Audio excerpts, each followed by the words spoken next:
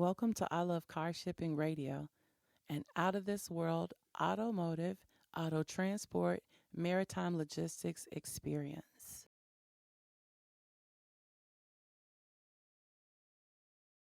As a driver, tell me what made you start getting into truck driving and how long was it before you actually really felt comfortable doing it? It's kind of a long story, but long story short, basically just trying to figure out the type of jobs I want to do, and having a certain type of job at a certain time, and seeing a truck driver come and talking to that truck driver and getting information from him and hearing the numbers and comparing them to what I was making at the time. Right. I said, hey, check it out. So kind of went into that, but at the same time, I always, I only deal with cars, so I always buy cars, selling cars. So it kind of like, fused everything into one, and the car carrying was like the perfect fit. And, in the beginning was rough. Because I got with some guys that, they were a little more advanced than me, and they took advantage of my, ignorance or not knowing the whole game, But, it was like going to college. Had to learn the school of hard knocks. And, finally got on my own, and basically, 10, 11, 12 years later, started in 2009. So, but I still feel like I'm always still starting, because this industry is like, it goes through a lot.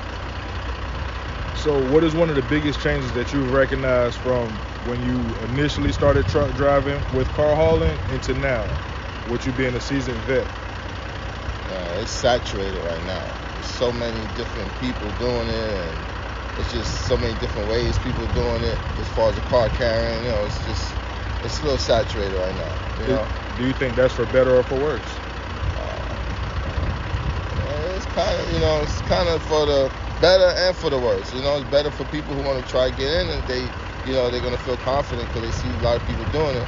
But the more people doing it, the less, less opportunities you may have, or the less, money you might make. Because now prices, people start playing with the prices, and the work starts to get, less and less. So tell me a little bit of how importing a vehicle, like going to an actual port to pick up a vehicle versus maybe a residency pickup or a private owner trying to ship their vehicles from one side to another side versus the port. I mean, the port is a pickup for a port is like if I go to like the port to get like some brand new cars, right? Everything is kind of simple.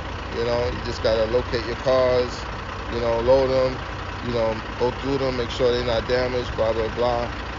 You're not really dealing with a person like right there per se, but you still have to, you're more responsible for the car because you're taking it blindly, right? So those things you gotta look out for when you pick it up from like a port. When you take it, that's it. Anything after that is yours. You know what I'm saying? So you gotta be real careful. And same thing with like a private customer.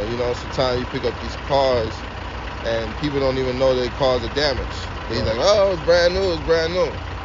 And if you just go by that, the next time you go to deliver the car, you're gonna see some stuff, and they're gonna be like, oh, I never seen that. So you gotta watch out for that too, So assessing the scene to pick up a vehicle, what is the first thing that you identify with? Is it taking pictures? Is it getting a full report from the owner about the vehicle? Main thing is contact. Just you gotta contact the customer. You gotta work some sort of rapport with the customer. Because people, they got their own time, their schedule, and you gotta kind of like work in their schedule and your schedule. So the main thing is contact. Once you make contact, you can kind of fill it out from there. You can know if this person is like a maniac or this person is laid back. Okay. Well, thank you, driver. Today was a great day. I appreciate you.